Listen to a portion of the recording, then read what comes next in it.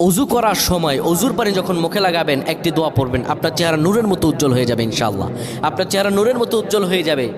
চেহারা থেকে ব্রণ, মেস্তা, কালো দাগ সহ যাবতীয় সমস্যাগুলো আল্লাহ তাআলা দূর করে দিবেন এবং আপনার রিজিকে বরকত হবে ইনশাআল্লাহ।